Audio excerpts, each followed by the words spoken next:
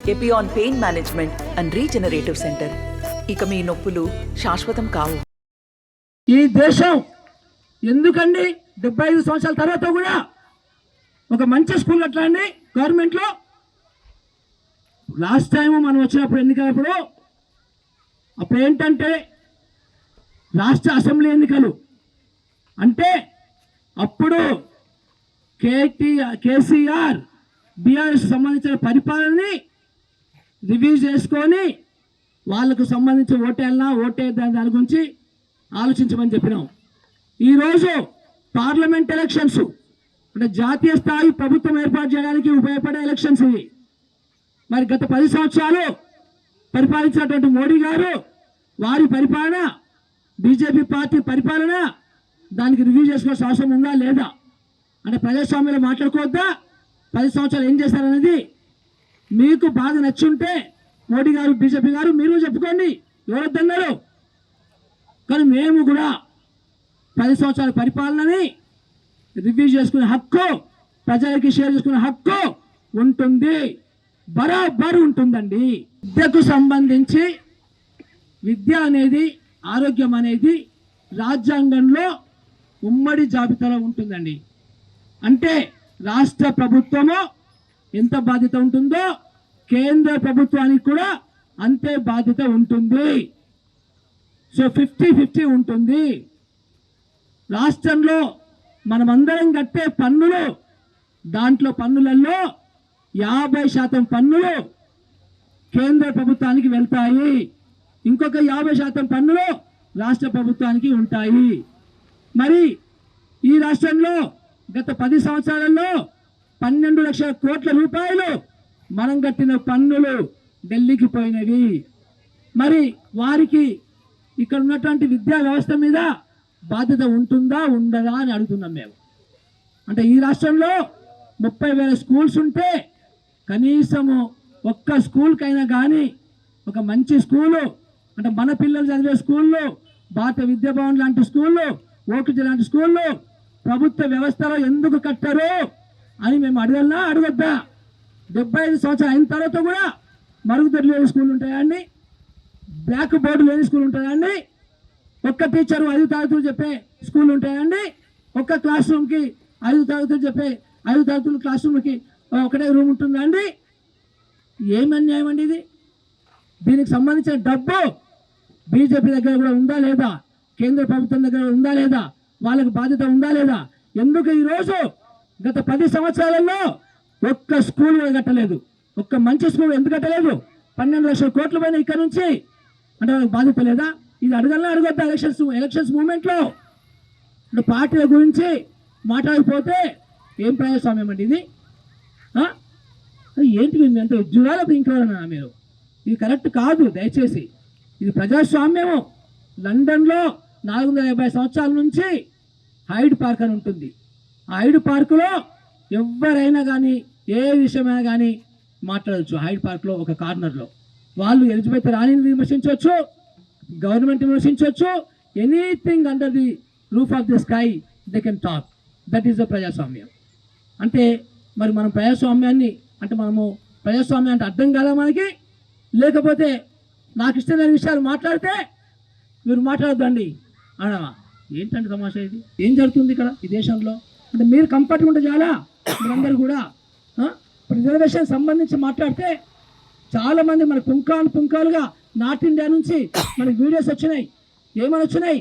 SC down down, రిజర్వేషన్లు down down, రాజ్యాంగం down down అని బీజేపీ ఫ్లాగ్స్ పెట్టుకొని మనకి రాలేదండి అన్నీ మనం చూడటం లేదా? మనము నార్త్ ఇండియాలో ఏమవుతుందో, నార్త్ ఇండియాలో ఎంత కోపిచ్చుంది, ఎంత మతపిచ్చుంది, దాని వలన దేశానికి మంచి జరుగుతుందా అని అనుకుంటున్నాము మనం. అంటే దేశంలో కోట్ల మంది అన్ని రకాల మతాల వాళ్ళు హ్యాపీగా వాళ్ళు నివసిస్తున్నారు. అందరి జీన్స్ ఒకటే. ఎవరిని కూడా మీరు ముఖం చూసి ఈ మనిషి పలాని మతము, ఈ మనిషి పలాని కులం అని చెప్పడానికి లేదు కదా మన దగ్గర. మనందరిది ఒకటే కదా. సో నమ్మకాలు వేరుండొచ్చు కాక అయినంత మాత్రాన మీరు చిచ్చు పెట్టి మొత్తం సొసైటీని, సమాజాన్ని విచ్ఛిన్నం చేయడానికి ప్రయత్నం చేస్తారండి. అంటే ఒక ప్రధానమంత్రి మాట్లాడండి అర్థం కాదు. ఈ మధ్యకాలంలో అంటాడు అంటే ఆయన ప్రధానమంత్రి గారు మాట్లాడినప్పుడు ఏం మాట్లాడాలండి? గత 10 సంవత్సరాల్లో నేనేం చేశాను, మా అభివృద్ధి ఏం చేశారు, మేము అభివృద్ధి ఏం చేశాము అని ఓట్లు అడగాలి, కానీ అవన్నీ చెప్పరండి. నిన్నటికి నిన్న మీరు దయచేసి చూడండి, మీరు అందరూ కూడా నిన్న బీజేపీ వాళ్ళ అడ్వర్టైజ్మెంట్ వచ్చింది పేపర్లో, మేము తెలంగాణకి ఏం చేశామని నిన్న ఒక అడ్వర్టైజ్మెంట్ వచ్చింది చూడండి, ఇవాళ వస్తుంది తెలియదు నాకు, ఇంకా పేపర్ చూడలేదు. ఆ అడ్వర్టైజ్మెంట్లో నిజంగా కూడా ఒక ఇన్ని 12 లక్షల కోట్ల రూపాయలు ఇక్కడి నుంచి తీసుకుపోయిన వాళ్ళు చేసే అభివృద్ధి కరెక్ట్ అని ఒప్పుకుంటారా మీరు? అసలు మీరు అన్వయించుకోండి. వారు చేసేటువంటి వారు ఇచ్చినటువంటి ఆ చార్టర్ ఆఫ్ 8 అచీవ్మెంట్స్ ఆ 9 అచీవ్మెంట్స్లో నిజంగా మీకేమైనా మంచి జరిగిందా? లేకపోతే దేశంలో ఉన్నటువంటి వాళ్ళకి చాలా మందికి మంచి జరిగిందా? దేశంలో 140 కోట్లు ఉంటే 6 కోట్ల మందికి మేము అది వైద్యానికి సంబంధించిన డిస్కౌంట్ ఇచ్చినామని ఒక పెద్ద హోర్డింగ్ పెడతారండి వీళ్ళు. అంటే మరి 6 కోట్ల మందికి ఇస్తే మరి 140 కోట్లు -6 మిగతా 134 కోట్ల మంది ఎక్కడికి పోవాలండి వీళ్ళు? అంటే మరుగుదొడ్లు కట్టించడం కూడా ఒక గొప్ప అచీవ్మెంటా? ఆ అడ్వర్టైజ్మెంట్లో ఈ మహానుభావుడు మనకి ఏం చెప్పిందంటే 2015లో ఏం చెప్పాడంటే దేశంలో ఉన్న పేదవాళ్ళందరికీ కూడా 2022 కల్లా ఇండ్లు కట్టిస్తామని చెప్పిండండి. మరి 22 అయిపోయింది, 23 అయిపోయింది, 24కి వచ్చినాం మనం ఇప్పుడు. అంటే పేదలకు సంబంధించిన సంక్షేమం అనేది ప్రపంచంలో ఎక్కడైనా కానీ ఏ దేశంలో కానీ చేస్తారు. మరి ఈయన ఈరోజు 2015లో చెప్పిన వాగ్దానం ప్రకారము మరి ఈరోజు ఎక్కడైనా కానీ మీ నిజామాబాద్ పట్టణంలో ఏదైనా బస్తీ తీసుకోండి, మీ నిజామాబాద్ జిల్లా మొత్తం ఏ గ్రామాన్ని తీసుకోండి, మోడీ గారు కట్టించినటువంటి ఒక్క ఇల్లు అయినా కానీ పేదలకు సంబంధించిన ఇల్లు మనకు కనబడుతుందా అండి? అంటే ఇంత బద్దాలా, ఇన్ని బద్దాలా? 2014లో నేనే ప్రధానమంత్రిని అయితే 74 లక్షల కోట్ల రూపాయలు నల్లధనం పోగాయి ఉన్నది. అదంతా తీసుకొచ్చి తలా ఇంటికి 15 లక్షల రూపాయలు వస్తాయి మనకి అని చెప్పిన మహానుభావుడు ఆ 74 లక్షల కోట్ల రూపాయల్లో అసలు ఆ డబ్బు మనకి ఏమైనా వచ్చిందండి? ఎవరికన్నా ఒక్కరికన్నా ఒక్క కుటుంబానికన్నా 15 లక్షలు వేశారండి? అంటే ఇంత అబద్ధాలు ఆడడం ఏంటండి? అంటే ఒక ప్రధానమంత్రి స్థాయి ఈ మధ్యకాలంలో ప్రధానమంత్రి గారు మాట్లాడుకుంటూ ఆయన చేసే అభివృద్ధి పనులు చెప్పకుండా ఆయన ఏమంటాడు, మీ మెడలో ఉన్నటువంటి మంగళసూత్రాల్ని ఆ పలాని పార్టీ వాళ్ళు లాక్కొని వెళ్ళి ఎవరికో ఇస్తారట. అట్లా ఎవరైనా చేస్తారండి నిజంగా కూడా? అంటే ఇన్ని అబద్ధాలా? అంటే మంగళసూత్రాలు లాక్కోవడం కూడా వాళ్ళ ఎదుటి పార్టీలో మేనిఫెస్టో ఉందట. అంటే మేము ఏ పార్టీ సపోర్ట్ కాదు కానీ బట్ ప్రధానమంత్రి స్థాయి మనుషులు మాట్లాడే మాటలేనా ఇవి అని మనం అడగొద్దా? ఆయన ఏం చేయాలండి? నిజంగా కూడా ప్రభుత్వాలంటే మన గత 200 సంవత్సరాల డెమోక్రసీని మనం తీసుకున్నట్లయితే ఎట్లా ఉంటుందంటే బేసికల్లీ ఇన్వెస్ట్మెంట్స్ ముఖ్యంగా విద్యలో ఉంటాయి, ఇన్వెస్ట్మెంట్స్ వైద్యంలో ఉంటాయి, ఇన్వెస్ట్మెంట్స్ ఉపాధికి సంబంధించిన వాటిలో ఇన్వెస్ట్మెంట్స్ ఉంటాయి. ఒక మంచి మౌలిక వసతులు ఇవ్వడానికి మనకి పరిపాలన ఉంటుంది, ఒక సుపరిపాలన, ఒక అవినీతి రహిత పరిపాలన ఉంటుంది. ఎక్కడంటే అసలు మరి బీజేపీ కావచ్చు, కాంగ్రెస్ కావచ్చు, మొత్తం ఎక్కడ చూసినా అవినీతే. ఎవరిని అరెస్ట్ చేయరు, ఎవరిని కూడా అవినీతిని పట్టుకోరు. నిన్న కాక మొన్న మనందరికి గమనించాం కదా, ఆ రేవన్న వాళ్ళ మనవడ, ఆయన ఏం పేరు, మన దేవగౌడ వాళ్ళ మనవడు ప్రజ్వల్ లాంటి దుర్మార్గుడి సంగతి తెలిసి కూడా ఆయనకు టిక్కెట్ ఇచ్చి ఆయన క్యాంపెయిన్ చేసినటువంటి ఈ బీజేపీ ప్రధాన వక్తల్ని మనం ఏమన్నారండి? ఇంత దుర్మార్గం ఉంటుందండి? ఇంత దుర్మార్గం ఉంటుందా? తెలిసే వాళ్ళు కూడా ఎందుకు ఈరోజు నష్టాలు వచ్చిన పేరు మీద అదాని అంబానీ లాంటి కార్పొరేట్లకి 16 లక్షల కోట్ల రూపాయలు రుణమాఫీ ఎట్లా ఇస్తారని అర్థం కాదు. వీళ్ళందరేమో ధనవంతులు, సంపన్న వర్గాల వారు వాళ్ళ భార్య బర్త్డేకి ఒక ఫ్లైట్ గిఫ్ట్ ఇస్తారండి, 450 కోట్లు కొని ఒక చిన్న ఫ్లైట్ గిఫ్ట్ ఇస్తారు. ఇంకో బర్త్డే రోజు ఏమో ఒక ఓడని ఇస్తారు, ఇంకొక 450 కోట్లు పెట్టి. వాళ్ళ కొడుకుల బిడ్డలకు సంబంధించిన పెళ్లిళ్ళకి సంబంధించి ప్రిపరేటరీ ఫంక్షన్లకి, పెళ్ళికి కాదు ప్రిపరేటరీ ఫంక్షన్లకి 1200 కోట్లు ఖర్చు పెడతారండి. ఇలాంటి వాళ్ళకి, ఇట్లా ఖర్చు పెట్టే వాళ్ళకి 16 లక్షల కోట్ల రూపాయలు ఏ రకంగా వీళ్ళు మాఫీ చేశారండి? అదే ముద్ర లోన్స్ కావచ్చు, చిన్న చిన్న వ్యాపారస్తులు కావచ్చు, రైతులు కావచ్చు, మధ్యతరగతి వాళ్ళ లోన్లు కావచ్చు, మరి వాళ్ళని మాఫీ చేస్తారా నష్టం వస్తుందని చెప్పేసి? అంటే ఏం పరిపాలన ఇది? అడగొద్దా మనం? ఇలాంటి అడగడానికి ఏమీ లేదా మనకి మన దగ్గర? ఇప్పుడు ఈ మధ్య కాలంలో మోడీ గారు మాట్లాడుతున్నారు, రాజ్యాంగాన్ని మేము రక్షిస్తాము, రాజ్యాంగాన్ని రద్దు చేయము, అట్లాగే రిజర్వేషన్స్ రద్దు చేయమని ఈ మధ్య కాలంలో 10 రోజుల నుంచి మాట్లాడుతున్నాడు. అంతకుముందు వాళ్ళ ఎంపీలు, వాళ్ళ మంత్రులు రాజ్నాథ్ సింగ్తో సహా, ఇక్కడ మీ ఎంపీతో సహా రాజ్యాంగం గురించి వాళ్ళు కామెంట్ చేయలేదండి. రాజ్యాంగాన్ని మేము మొత్తం సమూలంగా మార్స్తామని చెప్పలేదండి వీళ్ళు. ఈరోజు రిజర్వేషన్స్ గురించి వచ్చింది కాబట్టి మీ నిజామాబాద్లో కానీ దేశం మొత్తం కూడా బీసీల జనాభా ఎక్కువ ఉంటుందండి. మరి బీసీల జనాభా 55% ఉంటే ఎందుకు కులగణన చేయాలని అడుగుతున్నామండి మేము. మాలాంటి వాళ్ళందరం కూడా మిగతా అన్ని రాజకీయ నాయకులు కూడా డిమాండ్ చేస్తున్నారు మనకి బీసీల కులగణన చేయాలని. ఎందుకు కులగణన చేయమంటున్నాం అండి? కులగణన చేస్తే ప్రాబ్లం ఏంటండి? కులగణన చేస్తే గౌడ్లు ఎంతమంది గౌడ్లు ఇప్పుడు కూడా తాటి చెట్లు ఎక్కుతున్నారు, ఇప్పటికీ కుమ్మరులు ఇంకెంతమంది కుండలు తయారు చేస్తున్నారు, ఎంతమందికి విద్య ఉంది, ఏ కులానికి ఎంతమంది ఉన్నారు, ఏ కులం వాళ్ళు ప్రాస్పారిటీలో ఉన్నారు, ఏ కులం వాళ్ళు ఎంతమంది పావర్టీలో ఉన్నారు, ఏ కులం వాళ్ళకి ఎన్ని గవర్నమెంట్ ఉద్యోగాలు వచ్చినవి, ఏ కులం వాళ్ళు ఎన్ని వ్యాపారాలు పెడుతున్నారు, ఇవన్నీ తెలుసుకోవడము గవర్నమెంట్కి కరెక్ట్ కాదా? ఎందుకు వీళ్ళు చేయరండి కులగణన? బీహార్ గవర్నమెంట్ ఆ బీసీ ముఖ్యమంత్రి గారు కులగణన చేస్తే ఇదే కేంద్ర ప్రభుత్వము, మోడీ గారి ప్రభుత్వము మన సొలిసిటర్ జనరల్ని పంపించి, గవర్నమెంట్ అడ్వకేట్లను పంపించి సుప్రీంకోర్టుకి ఈ కులగణన అవసరం లేదు, కులగణన చేస్తే కులాల మధ్యలో గొడవలు అవుతుంది, అసలు కులగణన చేయడం ఇంపాసిబుల్, కులగణన చేయాల్సిన అవసరం కూడా లేదు, ఇలాంటి అఫిడవిట్లతోనే కులగణన అడ్డుకుంటున్నారండి.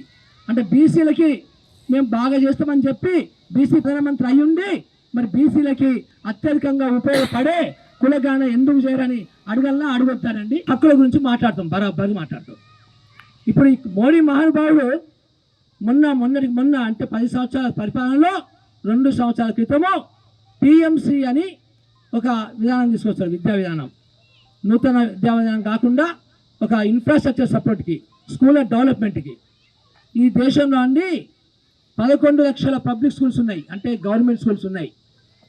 కానీ మీరు పిఎంసీలు అన్నట 5 సంవత్సరాల ప్రోగ్రామ్ టేకప్ చేసి 14,600 ప్రభుత్వ స్కూళ్ళు మాత్రమే డెవలప్ చేస్తారట. అంటే ఈ లెక్కన 5 సంవత్సరాల్లో 14,600 స్కూళ్ళు డెవలప్ చేస్తే మరి 11 లక్షల స్కూళ్ళు డెవలప్ చేయాలంటే 358 సంవత్సరాలు పడుతుందండి. అంటే ఇది అంటే విద్యకు సంబంధించి ఏంటండి ఇది డెమోక్రసీ,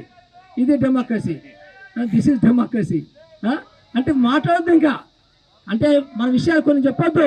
మరి ఇప్పుడు వీళ్ళందరూ కూడా పిఎంసికి సంబంధించిన విద్యా స్కీమ్ అనేది కరెక్టా కాదా వచ్చి మరి మాట్లాడచ్చు కదండి. లేదు మేము 11 లక్షల స్కూళ్ళకి ఒక రోడ్ మ్యాప్ తయారు చేశాము, ఆ రోడ్ మ్యాప్ ప్రకారం మేము ఇట్లా చేస్తామని చెప్పచ్చు కదండి. అంటే ఏమయ్యేది? మనం మాట్లాడొద్దా? ఇదే రాష్ట్రం నుంచి 12 లక్షల కోట్ల రూపాయలు తీసుకెళ్ళి ఒక్క మంచి ఆసుపత్రిని కట్టించండి ఈ రాష్ట్రంలో. అంటే మనకి మధ్యతరగతి వర్గాలకి, లో మిడిల్ క్లాస్కి, అట్లా పేద వర్గాలకి ఆసుపత్రి సేవలు అవసరం లేదండి. వైద్యం కూడా ఉమ్మడి ఖాతాలో ఉంది, ఉమ్మడి జాబితాలో ఉంది రాజ్యాంగంలో. రాష్ట్ర గవర్నమెంట్కి ఎంత బాధ్యత ఉంటుందో కేంద్ర ప్రభుత్వానికి కూడా అంతే బాధ్యత ఉంటుంది.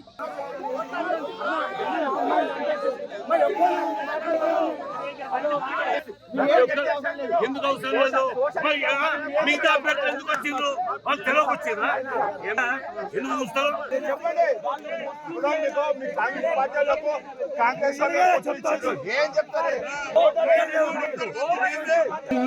భయ ఒక్క నిమిషం ఆగండి, భయ్యా ఆగండి, మీరు ఆగండి, మాట్లాడతాం వినండి, చెప్తా వినండి, ఆగండి మీరు.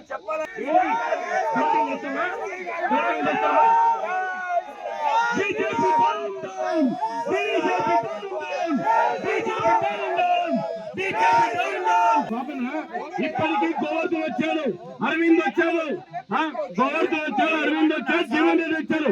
అట్టాడు కదా మీరు అట్టాడు కదా 3 అభ్యర్థులు వచ్చారు, గోవర్ధన్ వచ్చారు, జీవన్ రెడ్డి వచ్చిండు, అరవింద్ వచ్చిండు, 3.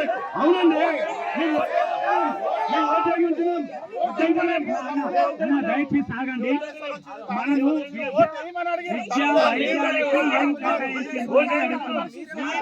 నమస్తే అండి. ఇది వ్యాపారం గురించి కాదు, ఓటు గురించి. ఎన్నికల్లో ఓటు వేయడం మన హక్కు మాత్రమే కాదు, కర్తవ్యం. ఎంతో మంది మహా నేతలు శ్రమించి ప్రాణత్యాగం చేసి ఈ అవకాశాన్ని మనకిప్పించారు. అందరూ ఓటు వేద్దాం, ఎందుకంటే ఓటు హక్కు ఊరికే రాదు. నా ఓటు ఎవరికో తెలుసా? అది సీక్రెట్ అండి.